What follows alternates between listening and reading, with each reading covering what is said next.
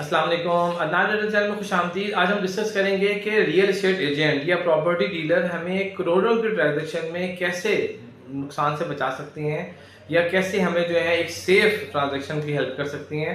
इनका रोल क्या है और हमें रियल्टर के बगैर, प्रॉपर्टी डीलर के बगैर, रियल एस्टेट एजेंट के बगैर हमें डील क्यों नहीं करनी चाहिए। क्यों किसी ना किसी ट्रस्ट वर्दी पर्सन को हमें as a real estate agent बीच में रखना चाहिए। और चाहे आप सेलिंग कर रहे हो, चाहे जो है बाइंग कर रहे हो, तो आपको इनकी जरूरत क्यों है। तो सबसे पहले इनका काम समझिए। रियल एस्टेट एजेंट के कई काम हैं, मतलब बज़ाहिर सिंपल नजर आता है लेकिन इसके कई काम है। सबसे पहले ये आपको हेल्प करता है प्रॉपर्टी बाइंग करने में, प्रॉपर्टी सेलिंग करने में, ट्रांजैक्शन के दौरान, निगोशिएशन में, ट्रांसफर प्रोसेस में, डॉक्यूमेंटेशन में। सेलर की हेल्प कैसे करता है? सेलर को उसकी जो मनचाही या जो मैक्सिमम प्राइस हो वो दिलाने की कोशिश करता है और सेलर को स्मूथली पेमेंट शेड्यूल और प्रोसेस करवाता है। बायर की क्या काम है? बायर की हेल्प ये करता है कि सबसे पहले बायर को उसके रिक्वायरमेंट के हिसाब से प्रॉपर्टी ढूंढ के देते हैं।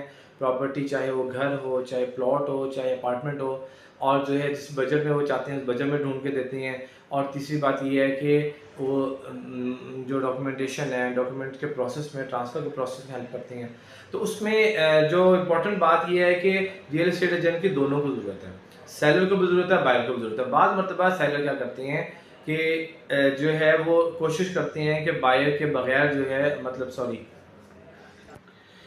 तो सेलर के लिए किस तरह हेल्प करते हैं, क्योंकि बाद मरतबा सेलर अगर बिलफर्ज आप जो है प्रॉपर्टी सेल कर रहे हैं, अपना प्रॉपर्टी बेच रहे हैं, चाहे वो घर है, अपार्टमेंट है, प्लॉट है या कोई बिल्डिंग है, तो आप अगर डायरेक्टली डील कर लेते हैं किसी क्लाइंट के साथ, परचेजर के साथ, तो बाद मरतबा क्या होता है कि निगोशिएशन में भी आपको बाद मरतबा प्रॉब्लम आती है।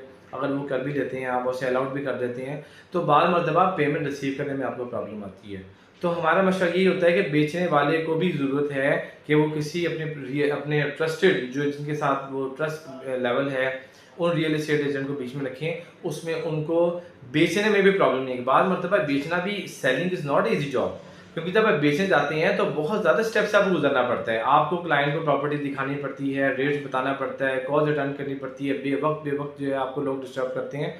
तो ये सारा काम आपके प्रॉपर्टी एजेंट कर रहा होता है, रियल एस्टेट एजेंट कर रहा होता है, प्रॉपर्टी डीलर कर रहा होता है, जो आपकी गैर मौजूदगी में आपको जो है डिस्टर्ब किए बगैर वो सारे मामला कर रहा होता है। क्योंकि देखें, अगर आपके पास 10 क्लाइंट आते हैं तो जरूरी की नहीं है कि सब के सब सीरियस हों, सब के सब जो है वो बायर हो, सब के सब का बजट हो।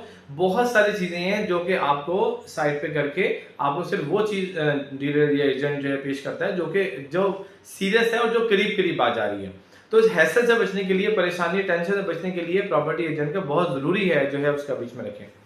फिर ये है कि जो बायर है, सबसे ज़्यादा बायर को प्रॉपर्टी डीलर की ज़रूरत है, रियल एस्टेट एजेंट की ज़रूरत है, मिडल मैन या ब्रोकर की ज़रूरत है।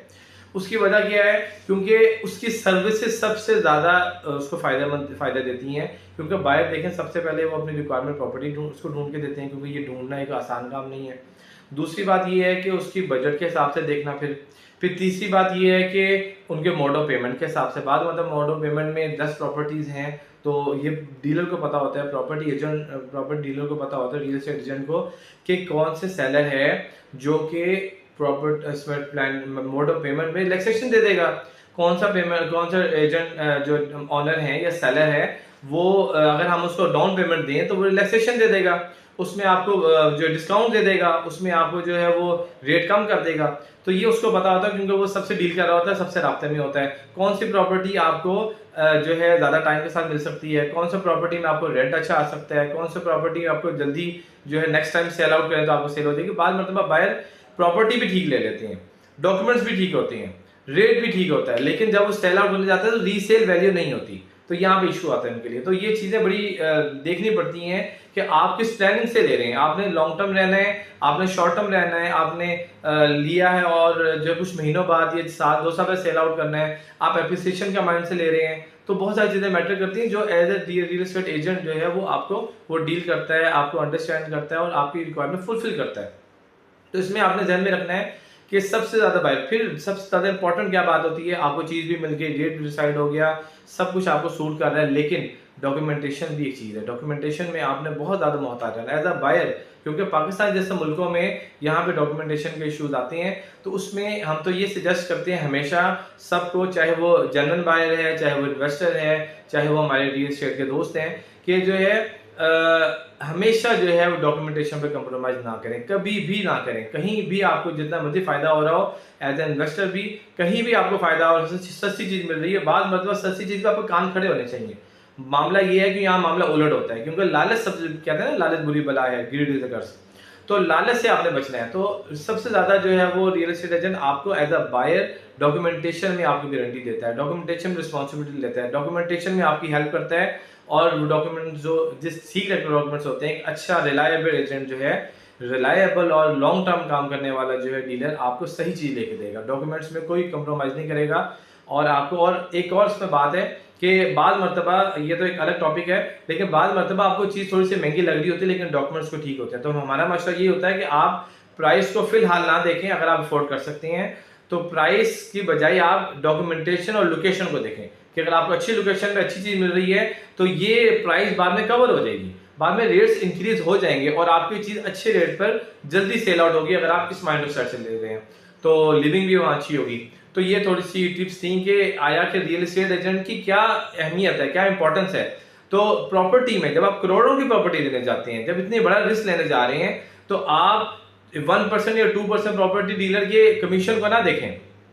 देखें, पूरी दुनिया में जो है वो रियल एस्टेट एजेंट है, पूरी दुनिया में बाकी फील्ड में भी एजेंट्स हैं, कार डीलर हैं, कार एजेंट्स हैं, इसके अलावा मेडिसिन में हैं। हर फील्ड में आप जाएंगे तो आपको एक मिडल मैन मिलेगा। ये मिडल मैन का निज़ाम है, ये मिडल मैन की समझे एक अल्लाह ताला की तरफ से एक सिस्टम में उसका पार्ट है, रोल है जो वो प्ले करता है। एक मैन्युफैक्चरर है, एक जो है वो एंड यूज़र है। इन दोनों के दरमियान एक मिडल मैन होता है जो कि दोनों को ज्वाइन करता है। इनकी चीज़, इनको सेल आउट करने में मिडल मैन का अपना रोल प्ले करता है और उसका एक खास इंपॉर्टेंस है।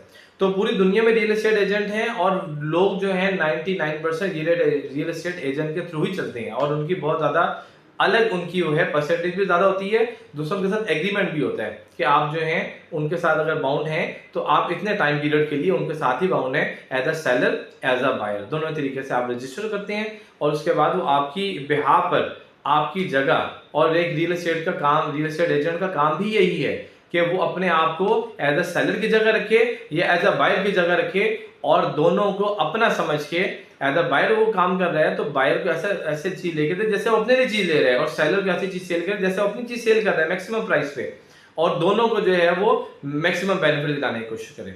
तो उम्मीद है कि आपको जो है वो इसकी इंपॉर्टेंस समझ आई होगी। तो इंशाल्लाह किसी और वीडियो में मुलाकात होती है। अपना ख्याल रखिएगा। अस्सलाम वालेकुम।